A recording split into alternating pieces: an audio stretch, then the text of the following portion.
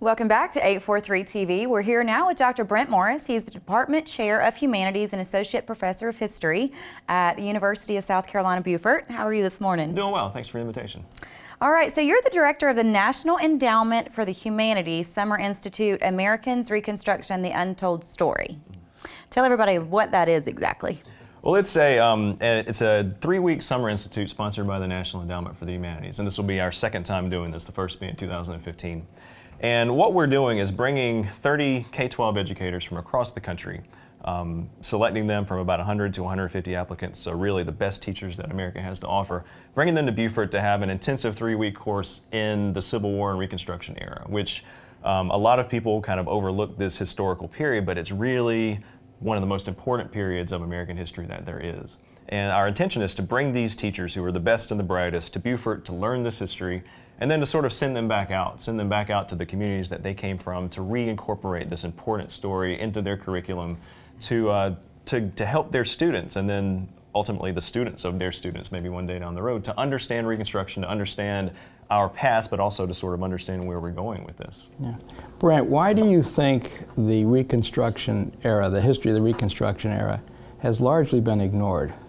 Well, it's a controversial topic in a lot of ways, Peter. It's the Reconstruction era following the Civil War. So it was reconstructing America, not just picking up the pieces from this very destructive fight, but actually ideologically reconstructing people's minds. So convincing people in the South that, you know, slavery was not something that was appropriate. And the racism that they had based their entire society on for so long had to be replaced with something else. The way that Southern history has developed, a lot of times that story has been an uncomfortable one to tell, especially through the Jim Crow era, into the Civil Rights Movement, even up until modern history today. People just aren't really quite sure how to talk about it. And depending on what generation you come from, you might have been taught about Reconstruction, if at all. Or even what part of the country. Yeah. Right, absolutely. You might have been told a different story about what this history was like. So what we're trying to do is to make this untold story told again. So we're educating these teachers. We're sending them back out, and they're teaching all levels of kids, from kindergartners up through AP high school history students, and hoping to re-inject this history back into their curriculum. And one of the reasons that it's often ignored, besides just being a controversial topic, is the fact that the way that American history is normally taught, you break it into 2 different sections. So it's American history up to the Civil War, right, and then the second half is from the Civil War on to the modern era. Yep. And what happens, and I'm guilty of it as any other history teacher, but you rush to finish up the semester, and you are barely getting to touch on the subject matter at the end of that semester, so you hardly get to the Reconstruction era. At the beginning of the second semester, you're rushing to get to something else. You're trying to not fall behind like you remember you did the semester before. And Reconstruction is what gets overlooked on both sides of the equation there. So it really is kind of this fulcrum point of American history. It's when questions that are very important to us still to this day were being debated, and it's worth knowing. It's really worth knowing, and you have to understand it to understand American history. So we really want to try to help teachers figure out ways to get this story out there and to have it told. Got it. Dr. Morris, help us understand, in your professional field, why modern Americans should care so much about the events of 150 years ago. That's the question every one of my students asks me at the beginning of the semester. Why does history matter? And right. With this particular topic, it's a lot more than just the old adage that if you don't remember your history, you're bound to repeat it. But it's sort of the same thing here. But Reconstruction was really the first time that Americans made a conscious effort to bring themselves consistent with the promises they made in the Declaration of Independence and at the beginning of the country. The idea that all men are created equal, the idea that all people have certain inalienable rights. You know, these were ideas that were thrown around by people like Thomas Jefferson and George Washington, who, while saying things like that, were slave owners. Very, very hypocritical.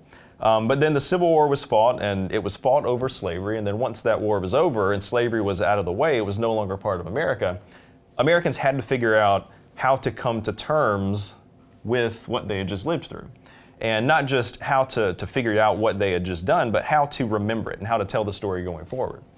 And the questions that they wrestled with at that point, a lot of people have called the Reconstruction era this new birth of freedom, coming from a speech that Abraham Lincoln gave. And it was really a new birth in a lot of ways. They had to figure out how America was going to be put on the path towards success and what questions were important, what issues needed to be discussed. And they brought up issues like, who is a citizen? That question was answered by the passage of the 14th Amendment and Reconstruction. And if you want to bring it home today, I mean, you look at the question of who is a citizen in the United States. It's still something that Americans are wrestling with. The 14th Amendment is still a hot topic of conversation. So questions that were first wrestled with in the 1860s and 1870s are still coming up. We haven't quite resolved the issues. Slavery is not coming back, but the legacies of slavery we're still very much wrestling with. So even though Reconstruction essentially only lasted or was supported by the federal government for about 10 years, the messages and the arguments that they were talking about didn't go away. They just were silenced for a little while. And then you get the grandchildren and the great-grandchildren of the folks who were involved in Reconstruction who come of age in the 1940s and 50s and 60s, and they're the leaders of the American Civil Rights Movement. They're the ones that finally bring home the advances of Reconstruction, the Voting Rights Act, the Civil Rights Act, and finally bring to fruition a lot of the things that Reconstruction folks wanted to put into place in the 1860s and 1870s. So we're still trying to bring ourselves into consistency with the Civil Rights Movement. So I think it's very, very relevant, which is why teachers need to get this story taught to the students at a very young age. And it's relevant to our area, right? I mean, our area is rich in this type of history, right? In the Reconstruction area. Reconstruction essentially starts in Beaufort. I mean, Beaufort was one of the first territories to be retaken, and Reconstruction lasted longer here than anywhere else. Yeah, that's fascinating stuff. And we're out of time, but Brent, thank you very much for joining us. Thank you so much. And stick around for one more segment of 843 TV.